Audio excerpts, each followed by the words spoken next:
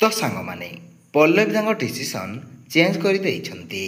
ସେ IPS ହେବା ପାଇଁ ନିଜକୁ ନିଜେ ମନା କରିଦେଇଛନ୍ତି। ହଁ ସାଙ୍ଗମାନେ, ପଲ୍ଲବୀ ନିଜେ ନିଜକୁ କହୁଥିବେ 5 ଜଣଙ୍କୁ ଅଶାନ୍ତି କରି ଯେଉଁ ଜିତ୍ ହାସଲ କରାଯାଏ ସେଥିରେ କେବେ ବି ଖୁସି ନଥାଏ। ଆଉ ସେଇ ଜିତ୍ ହାସଲ କରି ଲାଭ କ'ଣ?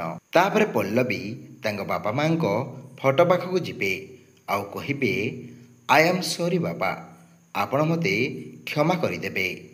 ଏମିତି କହି ତାଙ୍କ ପୋଲିସ ଡ୍ରେସ୍କୁ ବାକ୍ସ ଭିତରେ ରଖିଦେବେ। ଆଉ ସେପଟେ ରୁବି ମାୟାକୁ କହୁଥିବେ ବେଳ ଥାଉ ଥାଉ ନିଜକୁ ସୁଧାର ମାୟା। ଆଉ ସେ ମମତା ପଲ୍ଲବୀ 2 ଜଣଙ୍କୁ ପରସ୍ପର ଠାରୁ ଅଲଗା କର, ତାହେଲେ ଯାଇ ସେମାନଙ୍କ ଚୁଟି ତୋ ହାତକୁ ଆସିବ। ତ ସାଙ୍ଗମାନେ, ପଲ୍ଲବୀ କ'ଣ IPS ହେଇପାରିବେ କି ନାହିଁ? ଆପଣମାନେ କମେଣ୍ଟ କରି ଜଣାଇବେ।